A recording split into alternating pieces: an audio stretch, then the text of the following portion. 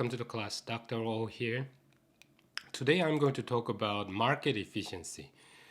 We learned about the markets by the supply and demand model. So supply curve and demand curve and all other applications and market changes by the government we so far learned. But today we are going to look up the efficiency perspective. That is mainly we looking at the supply side and demand side, how we can measure it, and what is the impact, and how we can maximize the efficiency under this situation. So probably we need to learn about certain concept to discuss about this. First of all, we need to learn about consumer surplus and producer surplus. By doing so, we can measure producer and consumer surplus. With that, we can measure the efficiency. So we assume that that kind of measure is invented to verify which system or which situation is more efficient relative to others. So consumer surplus, as you can guess, is coming out from the demand side of it, demand curve, and the relationship of demand curve and consumer surplus will be discussed first. And next setup, we will discuss about the relationship between supply curve and producer surplus. And as I mentioned before, every society, every community, every economy come up with three fundamental questions. What type of goods and services should we produce, how we can produce, and how we can distribute it. So in other words, the distribution, allocation can be the better mention or better words relative to distribution. But yeah, it is confused, with the using or usage of it. So we will think about it. And in that perspective, market system is better or, in the perspective of efficiency relative to the control system. So far we believe that, and mainstream economists always advocate the idea that market system is way better relative to the controlled system. But recently, there is some argument and articles to discuss about or refused those kind of idea, which is control system can be most efficient system under the certain condition holds. Nowadays, data is available, and all those data, even though we believe that market system can be dealt with very efficiently, but sometimes market fails. We will discuss about market failure sooner or later as time goes by. But under this situation, we always said market system is way better relative to control system because there is not that many information available, and there is nobody who can deal with this kind of situation as God. If there is a God and we believe in God's ability, omnipotent, then he or she knows everything, and she can control if there is some purpose out of it. So under this purpose, we are going to look at the efficiency maximizing situation. God knows it, God has a purpose of it, it can deliver like that. As it is, market can do it as long as price is, efficiently moving, like a market is working without any market failure. So perfectly competitive market assumption and all the market price is very efficient, then we can get efficient solution of general economy. So we can use our resources very efficiently and everybody happy, especially demand side, consumers happy and producers are happy under the, market is going well. But, as I mentioned, nowadays we or mainstream economists also have an idea that if there is a God, the market solution itself is God's omnipotent. There is some existence of controlling system. We say market as a system, but there is a God as a market. The outcome itself should be exactly the same if market doesn't fail. That kind of strong result under the efficiency of market or market efficiency. So every economist advocate this idea and always said like that under the we experience of the history of Cold War, and we always fight with the control the system economy. So economists build up the theory about which side is better, and so far historically it is proven, and it that idea is goes several decades. But now data, big data era, and there is a lot of other systems who or that deals with a lot of efficiency decision. So under that, there is some kind of area to arguing with market system and control system right now. That's an interesting argument. I will post it some article about covering this kind of topic on this link. But yeah, you will look it up and think about, oh yeah, what is the additional idea about it. But today we are going to looking at the efficiency of market efficiency, which is original theory, economic theory told about and research about the strong point or better aspect of systems. So under that, we will going to see about demand side and supply side and how we can measure the efficiency under the certain measure. That's today's lecture. So let's see one by one.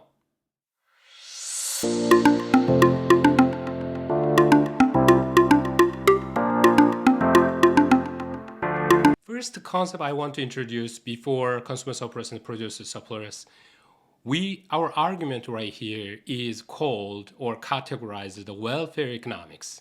Welfare economics is mainly dealing with the social welfare. So looking at the social welfare, that is nothing but consumer surplus plus producer surplus under there is no intervention of government.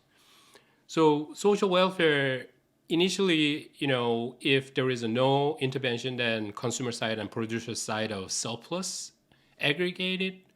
And then if there is a government interaction, government have some kind of benefit from or transfer benefit from the consumer or producer side, that will be calculated. And which one is better in the society or in this economy? That's what originally welfare economics do. So measuring the welfare and then finding out which one is better in the terms of efficiency.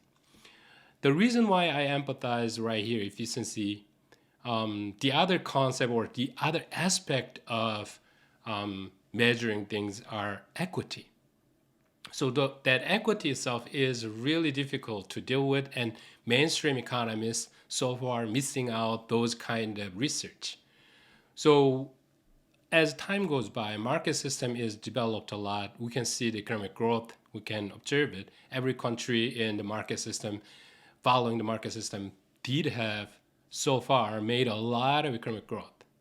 Well, economic growth as measured by GDP, if you're learning macroeconomics, and that measures how initially or theoretically the ability to each economy can produce, the capacity of each economy is doing.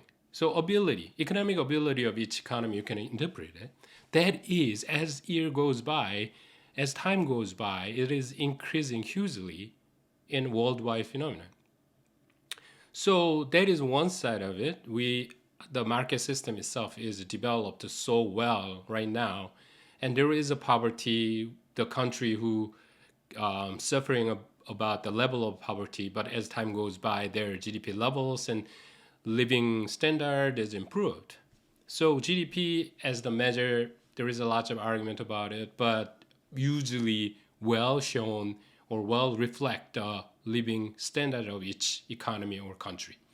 So in that perspective, efficiency of market by the markets, we're following the market system and we observing that it is developing relative to, there is a comparison, right, is a group as a controlled economy. The country following the communism or, early socialism idea or philosophical foundation. Relative to them, market system performing really well, that is one argument mainstream economists always advocate or, insist that market system is better. But as I told you right now, there is some kind of conflict and, argument is on, discussion and dispute is on. For the now, it's really time to think about control system can achieve this amount of welfare. So we need to think about that. But at this point, it is not clearly that, it's the same thing can be happen even though we following the control of the system. There's a lot of other factor, cultural differences and countries-wise, historical, record and customs, all those difference, coming out from each one of the characteristics that deals with really hard to, formulate all those things. So in general, we believe that market system performing really well based on the, history. But now there is some kind of argument is on rises and, there is other thoughts about it. But that kind of decision or that kind of judgment is exactly coming out from the welfare measurement. So welfare measurement is coming out from welfare economics. That's what we are going to do. Based on welfare economics, we are looking at the consumer surplus, producer surplus, and that's aggregate them together, and social welfare or total surplus we're calling. That will be measured today, and I explained how we can calculate them. So let's move on to the consumer surplus now.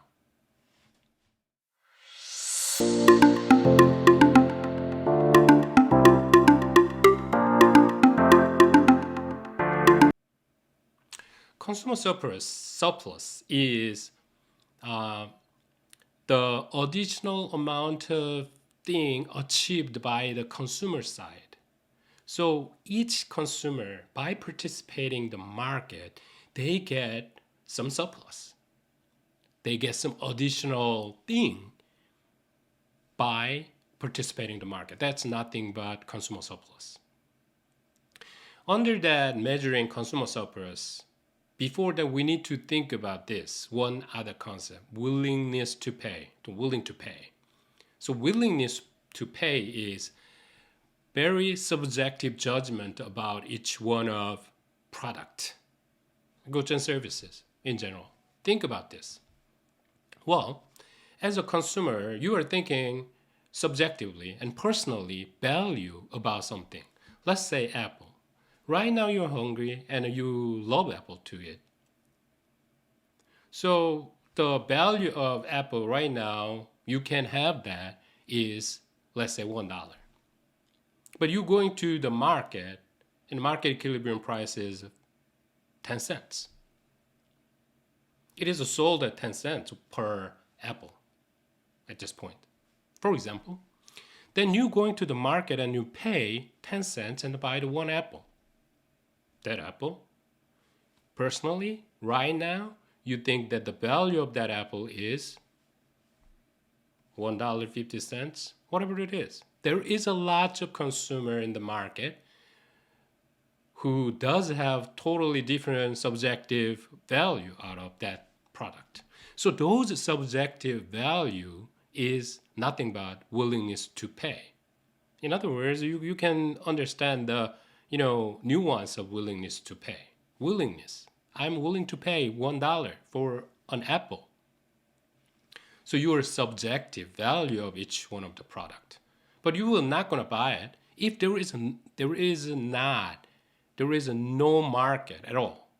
Then you find someone who can sell me an apple as a dollar, right? And then you will buy it because your subjective value out of an apple is $1, for example. So if there is no market, then you need to pay as a subjective value. One by one transaction is only thing you can transact or buying or selling the product, then you need to pay your subjective payment. If you are powerful and you can, ruling lots of buyers at the time, you can setting up the lower price even, but generally it is not happening. And the perfectly competitive market cases, You don't have any market power as an individual buyer.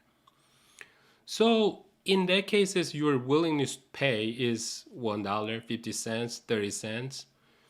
And then that willingness to pay just or giving you the signal that you can buy it if your willingness to pay is higher than market price, equilibrium price. Then you are going to buy it. If your personal valuation of the apple is, 0.5 cents or 10 cents, less than 10 cents, 9 cents, 8 cents, 7 cents, whatever it is, and in the market the price is 10 cents, your personal evaluation or valuation is lower than 10 cents, you are not going to buy it, right? That price, market price, is higher than your willingness to pay, then you will not going to buy it. As long as your willingness to pay is higher than equilibrium price, you participate in the market and you buy that product. So that's the point of it. Even though, your willingness to pay is exactly the same as market price, this transaction itself makes you happy and you need it, you buy it. Exact value, what you want to pay, and the market price is the same. It's indifferent. Buying or not buying is indifferent, but let's say we buy it as a continuation, as a mathematical or philosophical solution. But before that, your willingness to pay is higher than market equilibrium price, you will buy it. Then we can calculate consumer surplus. So each one of the people who have higher than the willingness to pay is higher than market equilibrium price, then they have surplus. Your personal evaluation or valuation is higher than market equilibrium price, market price, then that amount, the difference, is additional benefit you can enjoy by participating in the market and then market transaction, because you're going to the market and you can buy it. So that amount, willingness to pay minus market equilibrium price, market price, that is nothing but consumer surplus. But let's say that's in the perfectly competitive market, there is a lot of buyer and lots of seller. As a consumer, you're going to the market, not only you. There is a lot of, infinitely many buyers going to the market. That somebody have, as long as higher than equilibrium price, the willingness to pay is higher than market price, they will buy it. Then all those additional benefit they can generate it by transaction or by participating in the market. That is nothing but market, as the market perspective, consumer surplus. So I saying the Apple example, but here is the graph that showing the demand for shoes. So market equilibrium price is $30 at this point, and transaction amount is 15,000 pairs, or unit can be different, but let's say just as 15. So $30 as a market equilibrium, and at that level, you looking at the demand curve right here, the amount is 15 as a quantity. So that point, price is at $30, market price is at $30. Then what is a consumer surplus? You can easily calculate them. So general looking down a sloping linear demand curve, you can easily calculate as consumer surplus as blue triangle. And this one is really good as long as a unit can be changed, but this value itself is dollar or currency. So price can be measured a dollar and the quantity can be measured as a unit. Whatever unit it is, you multiply by it, you can get the dollar value out of it. So we can directly compare one to the other. So we can convert exchange rate to the Korean won to US dollars, and how much social welfare is different. It is not direct comparison is not fair always, but we can directly compare it under the certain situation hold. So that's good. Same unit to compare to one to another easily. Yeah, the one roll of money is like that, easily compared one value to another. So yeah, consumer surplus also, you need to note that dollar value or currency value out of it. So price times quantity. And geographically, you can see that triangular shape. As you know, right? This one is a simple math, geometric perspective. Um, you can calculate the area of triangle. So base time height divided by 2. So in this case, easily you can calculate the area out of it. So 15 is a base, height is $30, right? 60 minus 30 is $30. So 30 times 15 divided by 2. So you can easily calculate the consumer surplus. So under the basic linear demand function cases, we can easily calculate the consumer surplus. So if this one is so many buyer or consumer exist in the market, we can easily calculate the consumer surplus. Well, in old, like a previous lecture, I told you that, oh yeah, it is a not quite easy job to estimating full shape of demand curve. Yes, you're right. And yeah, in this kind of theoretical setup, yeah, we assume that linear function or linear demand is already there. So the area itself or consumer surplus, in that perspective, in that case, yeah, easily calculate as the area of triangle.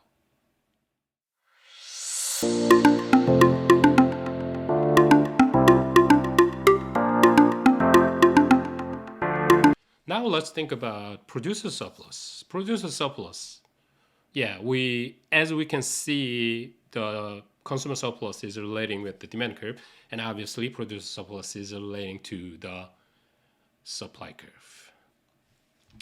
Well, at this point, we need to think about what is a supply curve actually mean. If you learn about producer theory, this is easy.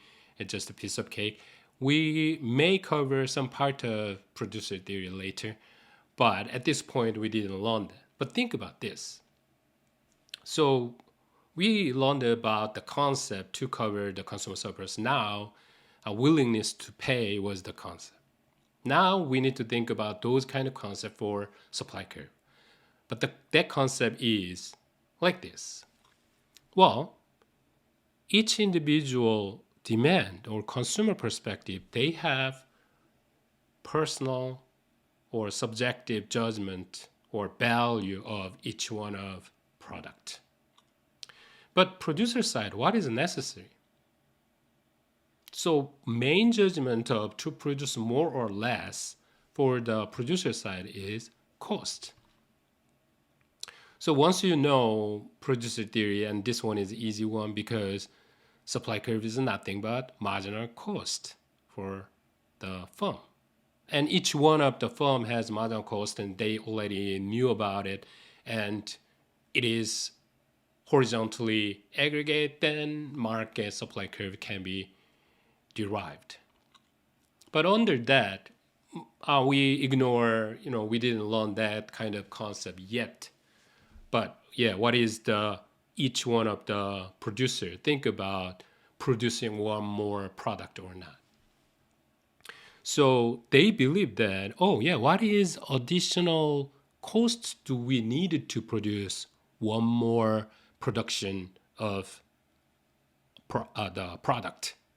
That's what they're thinking. So if it is $10, then I'm going to produce it.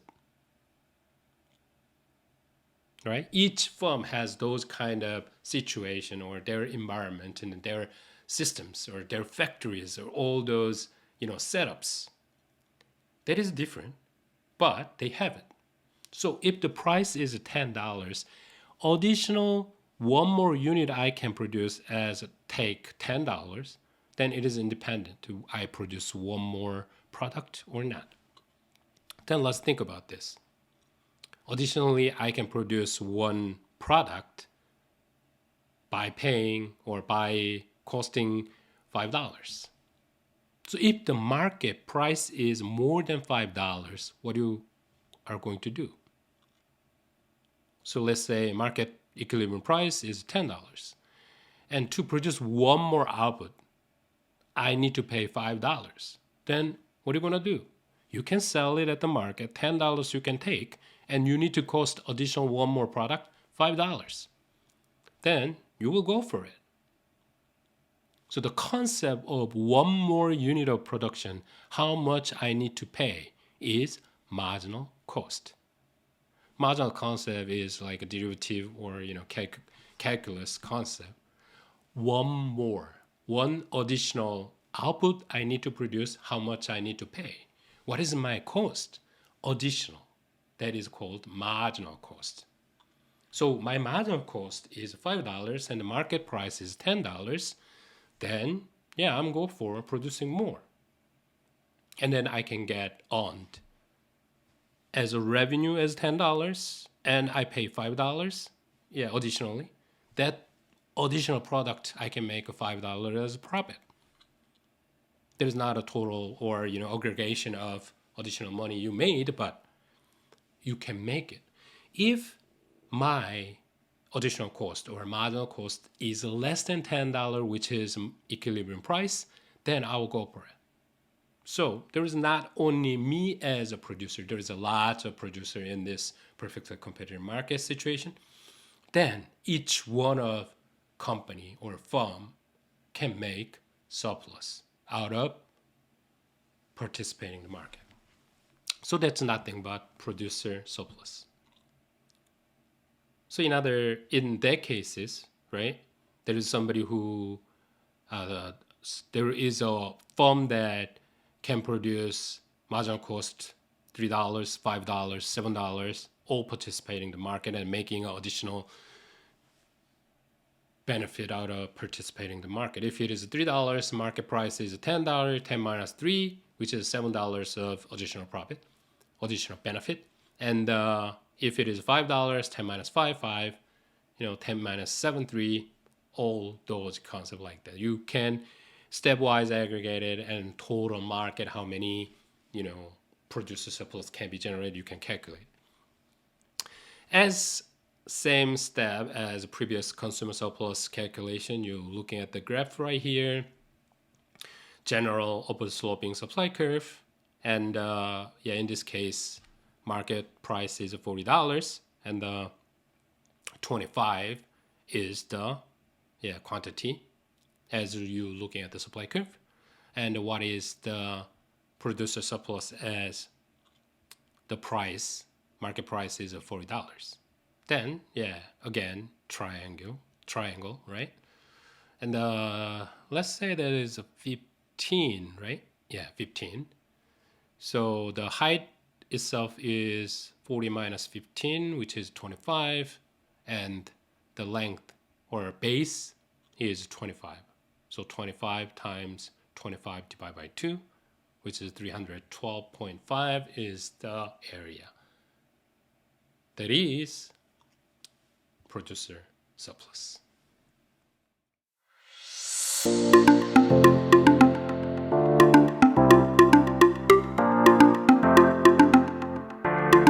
Now let's think about this. Total surplus or social welfare. Those two words are same concept. So welfare economics, social welfare as a economy, as a community, totally making a benefit out of, running or market system is going well. So how we can measure it?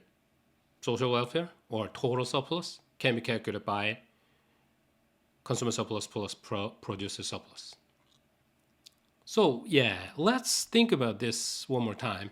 Consumer surplus can be measured by this step. So each one of consumers' willingness to pay, right, minus price, and we aggregate them. If the demand curve is not linear function, how we can get the area under the demand curve above the price. integration we can calculate. But at this point, we're just looking at this linear function as assumed the triangular shape is nothing but the consumer surplus. But conceptually, what you're doing, how we can calculate it, willingness to pay minus price and aggregate each one of consumers. And that is one thing we can calculate the consumer surplus. And producer surplus side, price minus each one of the marginal cost as a firm. So that side is totally aggregated. And we try to aggregate them together as total surplus or social welfare. Then each one of corresponding thing, and we can aggregate directly because there is a common factor as a price. Willingness to pay minus price, price minus marginal cost or cost, then the price is there. We can add up two values together. So there is a nothing, but we can put them together and calculate at the same time, which is willingness to pay minus marginal cost. So willingness to pay minus price, we aggregate them.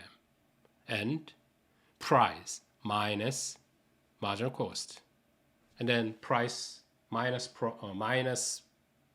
price plus price is total aggregation. Add them together. So it cancel out.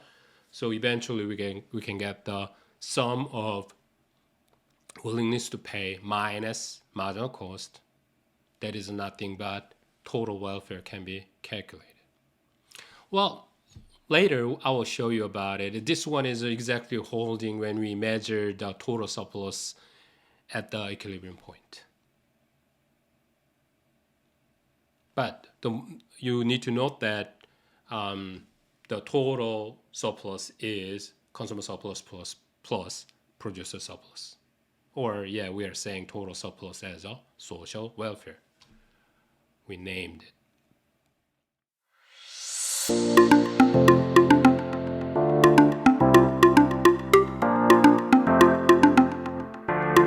Now I'm going to talk about a little bit about the efficiency of market. This one, in other words, we as a mainstream economist, we advocated the beauty of a market. Market system is really beautiful. The market system delivers us the most efficient solution all the time, as long as there is no such exceptional cases as market failure happen. In general, perfectly competitive market or even competitive market setup, market system deliver the most efficient solution under the concept of welfare measure. So social welfare in the perspective, consumer surplus, producer surplus as the measure of it, market deliver the most efficient solution. So in general, it is just supporting idea of market rules relative to the control system. We didn't have that mixture. Right now, every country or every economy have some kind of mixture of the system. But how? Because we didn't deal with the equity issue very well. As time goes by, market system is going, wealth inequality, income inequality, all those inequality is coming out. And we believe that that is not fair at all. So moral point of view, system point of view, political philosophy point of view, that is not right. So what is the right thing? What is the justice? We arguing and discussing about it. So it's a totally different story. So far, what you're going to looking at is only efficiency maximizing solution, market delivers the solution. Can we deliver this solution as exactly the same thing? Yeah, nowadays it is discussing. Control system also deliver this because data is available. The authority, maybe head of country, president, or prime minister, know every individual's characteristic and how they will react and what is their preference. All those things is all known, and he or she doesn't have any self-interest. She or he does want to serve for the citizens. kind of it can be delivered. That is another support for the control system right now. So yeah, some argument is coming out, I told you. But in general, it is not happening. So there is a lot of argument about it in historical argument or articles. Well, the system doesn't know well about each one of individual characteristics. So they allocate or assign their job, but people doesn't like it, and you know they're lazy for that job because their labor productivity is way higher, and then not well positioning them to right jobs. So individual incentive is out of control. So all those system automatically and fundamentally have flaw, but nowadays somehow that can be controlled using the AI or machine learning systems. That's what their argument. But so far, the market system dealing with those issues relatively better. I put this way, right? Relatively better. That's how main economists' argument is still here. So allocation is the key. So yeah, fundamental question, what type of goods and services we should produce, how we can produce, and how we can distribute it. So yeah, I implicitly explained this. So like that is political philosophical, questions. Like there is fancy guitar is produced in our economy. Who should get this? Maybe somebody who is really good at playing.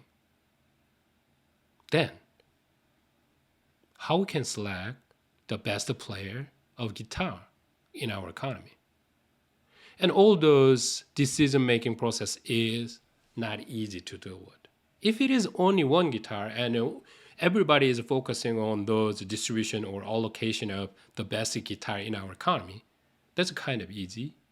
But there is a lot of product available right here. Each one of it, can you do it? Nobody interesting about the best way to do it.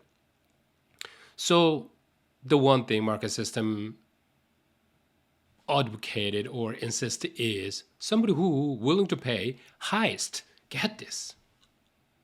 Like auction, subjective value, the highest one will get the product, the best product. So that kind of thing solve easily this kind of who will get that product. So allocation. Price is efficiently moving. Those kind of fundamental questions will be easily dealt in market system. So yeah, as I told you, there is a lot of moral issues in other perspective, and usually, political philosopher doesn't like the idea of, economist or utilitarian. We believe that each individual's happiness can be measured and the cost can be measured in those production costs. That doesn't mean anything about like values and morals, all those type of decision-making systems. But we believe that efficiency levels in that context. So we believe that happiness can be measured, and then under the systems, we believe that market system solving the problem easily and the efficiency can be maximized as we measure as total surplus or social welfare. So allocation issue is like that. And now let's move on to efficiency.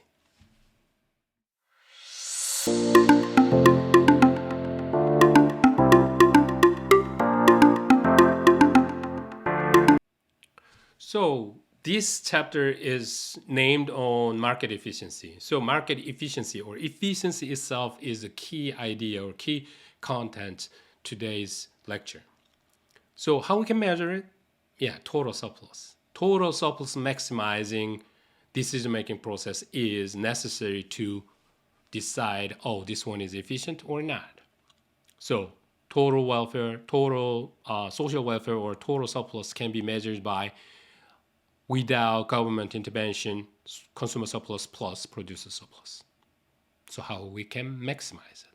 So the starting point of it, like as I mentioned, right, the one who subjectively highly evaluate the product will get the product first.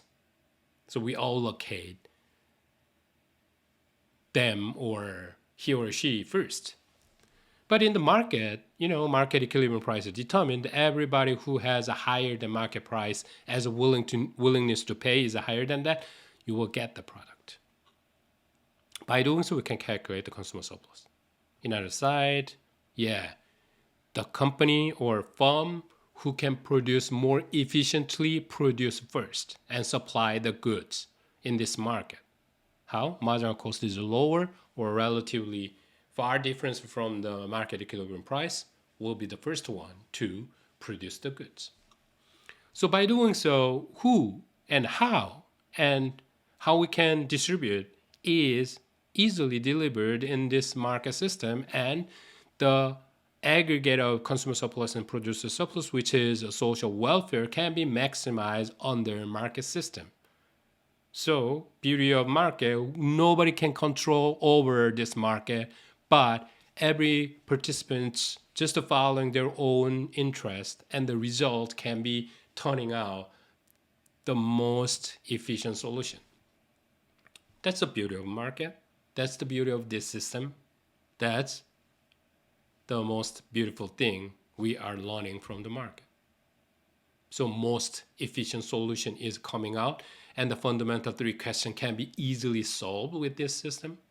And the outcome is the beautiful and the best, the most efficient. As we can see, look at this graph. So equilibrium point, the demand curve and supply curve meets intersection. That is nothing but the equilibrium point. In this case, equilibrium point is $30.15 as outcome. Equilibrium quantity, equilibrium price is 30. At that point, consumer surplus and producer surplus looks like a blue triangle and yellow triangle. Under this, social welfare is maximized. So let's imagine if government controlled the price. Like let's say, you should not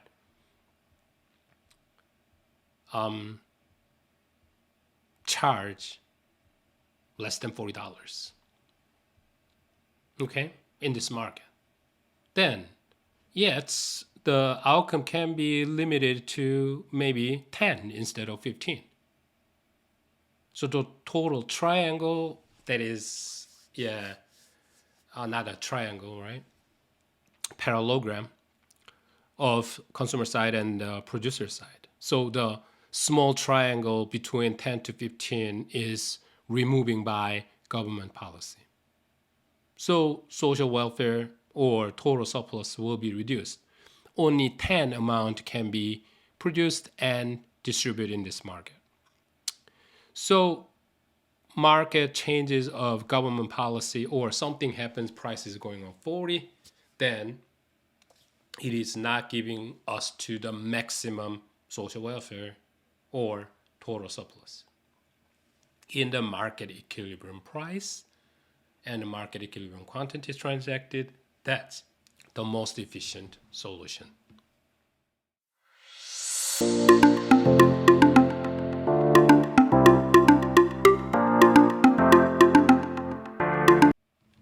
So today I briefly introduced the comparison of market system and control system.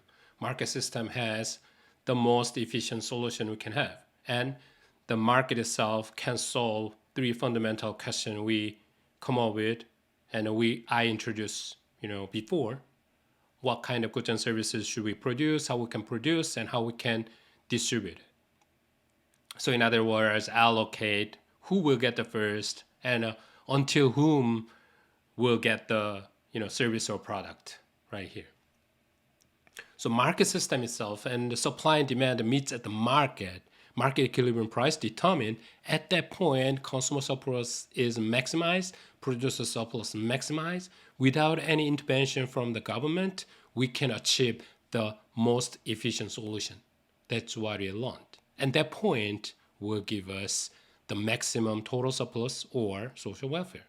So social welfare maximizing solution is coming out without any intervention, without any outer or exterior intervention or, blocking or some additional policy. As long as we participate in the market freely with our free will and everybody following their own interest, that will give the best solution. That's a market system. That's the beauty of a market system I can introduce. So that's main driving force of mainstream economists always think of and advocate it so far. But as I told you, there is some sidelines or other argument is up and getting attention recently.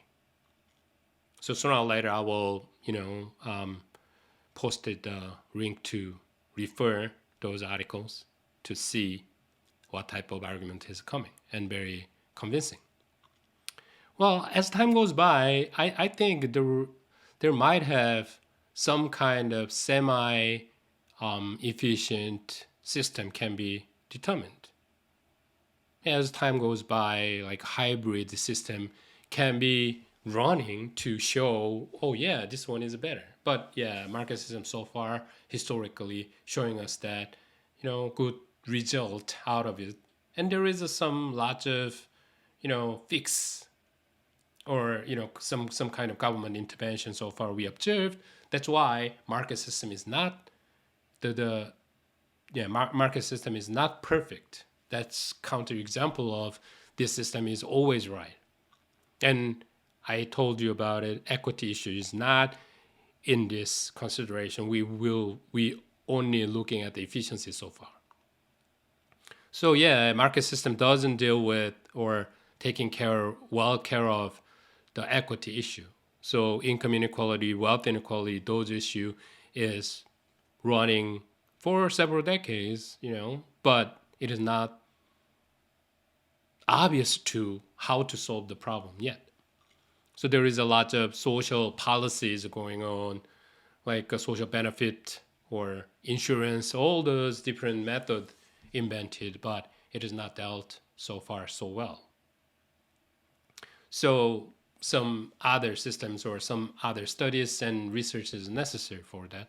But today we are looking at the only perspective of efficiency. In that perspective, competitive market dealing with this issue really well, and market equilibrium itself giving out the most efficient solution. That's today's conclusion. So we will see about application of this issue sooner or later, and also this measure, consumer surplus, producer surplus, of changes of by intervene the government intervention in the market and under certain situation, tax subsidy, all those other policies that can be another realistic application on this topic. So we will see how total surplus or social welfare changes by government policy or international trade policies, all those changes from competitive market sooner or later. So I hope you enjoyed the class today, and talk to you soon. Have a good one.